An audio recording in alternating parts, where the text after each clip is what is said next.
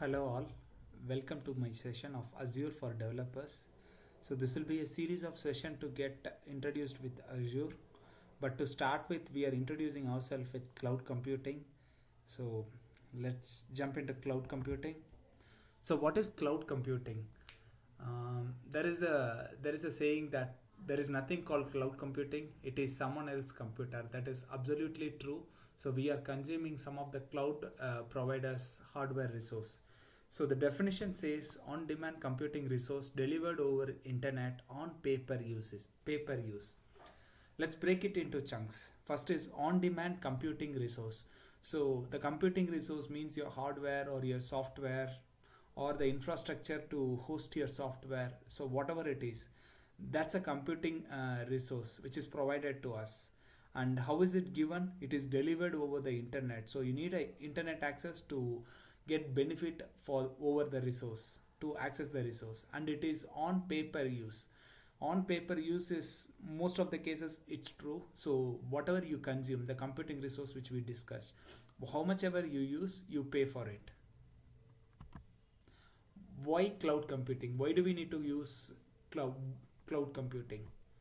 So the advantages are it is flexible, so you can use it anywhere across your mobile or laptop or wherever it is. If you just have internet access, you'll be able to use it. And as I said, pay per use, that's the biggest advantage. So it keeps repeating on most of the slides. So you use only for what you pay only for what you use. Earlier, if a new projects comes up, probably the companies used to place an order for a hardware resource, and later they find no, they are not taking up with the project, and the resource whatever they have procured goes on a waste. So that is getting saved with this cloud computing, because you pay for it, and the day or the minute which you think no, I don't need it, you can stop and tell them that no, I don't need it, and you'll never be charged for it. So it's kind of a rent basis which we are using. And it has reduced use of IT experts. So say that when you need a virtual machine earlier days, so you need to place an order that needs an IT admin guy to come into picture, and he needs to install the software or place the hardware, hard disk, ask you for all the requirements. So all that is reduced. Probably a developer can place an order for an virtual machine or whatever he wants, say a platform to do their deployment, or so that is much reduced. So any technology which you take, it has pros and cons. So we will look into the pros. It's you can start quickly, meaning like you need a virtual machine, it is on clicks away. You need a SQL server, you don't need a software, you have the access of creating a SQL server or SQL DB for you. Whatever it is, you need a Linux machine, you need a Windows 10 machine, you want to go back to Windows 8. So whatever it is, you can start quickly. So whatever you want, you can get it mostly. And the same point, pay per use, so you don't waste your money. You can use it efficiently if you know the cost behind each options which you select. Little of IT experts involved, this we have seen. So to set up a machine or to get a software or to install a OS, there is little of expert needed. You just go and you can pick what you want and you can start using it. And basically it lowers the cost, which is directly related to pay per use. So we saw the pros. Now the cons are listed down. It would be surprising to see service downtime, but this is a rare chance. Like most of the cloud providers, they usually give an assurance of 99% or 99.99% it will have an uptime. So but still there is a slim chance of service going down, which we should take care of it. There is a possibility of data loss. Yes, you have the options of storing the data at different locations and you can preserve it, but still in case if you have asked for a locally redundant storage, and if there is any catastrophic event, like any disaster happens or for any reason, probably your data can go for a loss. So probably we should take a precautionary step on it to have stored it in multiple locations, or probably the most confidential data to be on our local, somewhere in our local data center. So that is something. attached to a provider. Say that you started liking a service from X provider, and over a period of time you found that it is very expensive or the service is not good. In the meantime, your business has grown, or the website or whatever you are trying has grown exponentially high. Now the data is huge on the service provider. Now migrating it to a different provider or to a local data store, it may take a huge amount of time.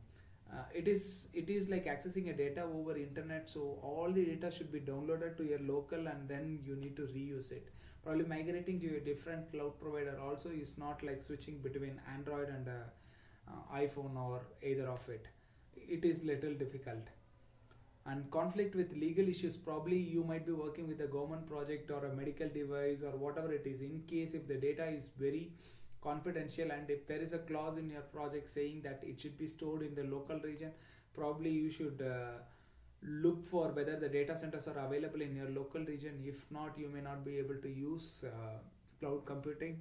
But most of the cases across the globe, the service providers have their local presence, so it should not be a problem, but it is something which we should keep an eye on it.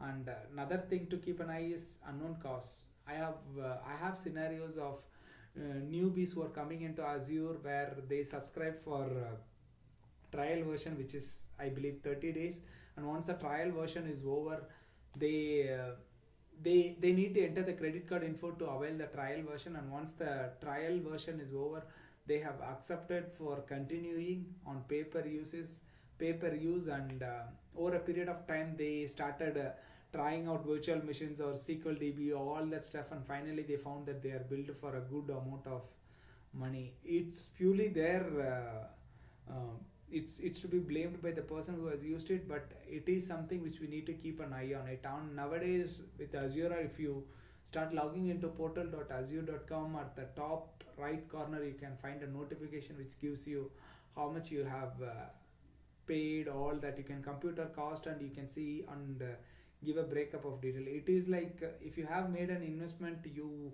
need to go back and check whether it is paying you back better or something like that. No, the same way we should see that whether we are being charged more or not. So it's our responsibility to look.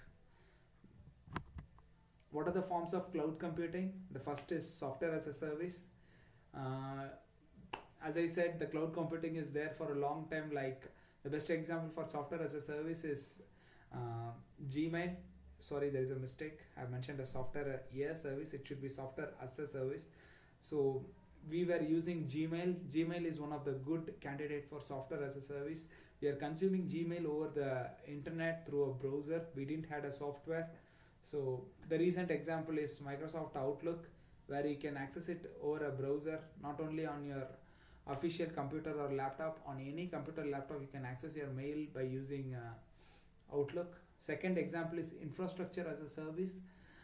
The same example of where you need to put a request for a new computer and get it. Instead of that, just with couple of clicks you will be able to get a virtual machine which can be accessed over internet. The third is platform as a service. Platform is something like an environment is given for you to deploy certain stuff. Say for example, if you want to deploy a website of yours, you really don't need a virtual machine for it. Just a website, web apps is good enough to deploy your website. So that's an example of platform as a service. We will go into detail of software as a service, infrastructure as a service, and platform as a service in the future session. So stay with us. Thanks for watching.